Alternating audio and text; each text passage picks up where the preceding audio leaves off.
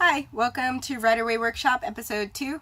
Today I'm going to be talking about why fiction writers should read poetry. Reading is the number one thing that you can do to improve your writing, and poetry is super special because it jams a lot of techniques into a tiny little space. Even if you don't write poetry, reading it can help you by making you more aware of three things, which are sound, imagery, and pith, which is how concise and clever your sentences are. If you're writing a novel or a short story, these things aren't going to be your first priority. You'll probably be more focused on the plot or the characters because that's what makes fiction entertaining and fun to read. But if you want to write real literature, the sound, imagery, and pith of your sentences are going to be a huge part of what take your work from pulp to art. Now, for how to find these things, I'm going to show you a couple of poems from my favorite book of poetry, Lucifer at the Starlite by Adonnizio. She is an awesome poet, and this is just a great book. It's signed. I've met her in person. I hugged her. I think she hated it. But I highly recommend this book. I'm going to put a link in the description. If you want to pick one up for yourself, feel free. The first poem I want to talk about is called Sign Your Name, and what I really love about this one is all the sound techniques that are going on. On a first read through, it doesn't seem like it rhymes at all, but then when you look closer, she's using all of these off rhymes between the stanzas: friend, pen, lips, spit, runs, everyone, gone, and song. When you're writing fiction, your initial instinct might be to steer far, far away from rhyme. But actually using just a little bit of rhyme, especially off rhyme, can be a great technique to use in your fiction, just like in poetry. Another thing that's really working for this poem is the alliteration. And as you can see, it's really focused only in one stanza. But what's special about it is not the quantity, it's the positioning. The alliteration kicks up right as the poem is changing tones, and it really works to emphasize that tonal shift. For me, that's just a really good example of how using a literary technique can really help you to get the emotional impact that you want to get.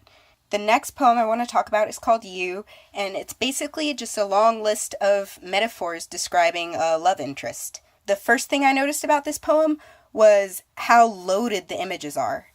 Take this first line, for example. You are a town with one payphone and someone else was using it. Immediately, you understand the idea that she's trying to get across. You were the 2 insect parts per million allowed in peanut butter. That is super visceral. These are the kind of images that you want to be putting into your fiction. Not only are the images beautiful, but they're really pithy.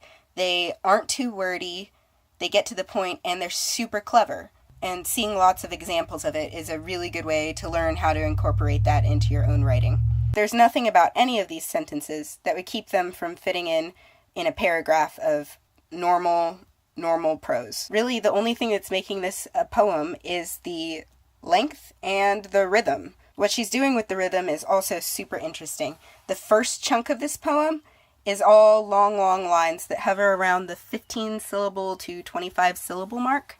After this chunk of long syllable lines, she shifts to lines that are about 10 syllables in length. Then the final line is 24 syllables total. And really what that does is creates a sense of finality. When you reach the end, you know you're at the conclusion. You feel it. That change in rhythm is something that you can definitely apply to your fiction. Whether you want to create a sense of finality or a sense of emotion, it can be an extremely effective way to do that. The other thing that's changing the tone and changing the rhythm is changing these beginning 2 words from you were to you weren't. Repetition is another great tool, and it can be a powerful way to convey your ideas. Repetition is a good tool whether you're writing poetry or fiction. Poetic techniques can definitely play a huge role in creating the style of a work of fiction. Slaughterhouse 5 is a great example.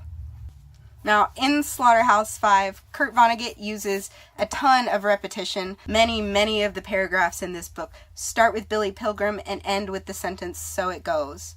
In fact, I would say that this rhythm and the repetition is what makes Slaughterhouse 5 the classic that it is. He also uses a lot of alliteration, and then there's that soft rhyme of Billy Pilgrim, the main character. I believe that Kurt Vonnegut did this 100% intentionally to help create the style of this book. Whether that's 100% true or not, I don't know. But what I do know is that you can definitely do things like this intentionally. You can definitely take what you learn from poetry and apply it to your fiction writing and end up with something so much stronger than you could have if you hadn't been reading poetry in the first place. So again, if you want either of these books, there are going to be links in the description. Really appreciate y'all watching. Thanks. Bye.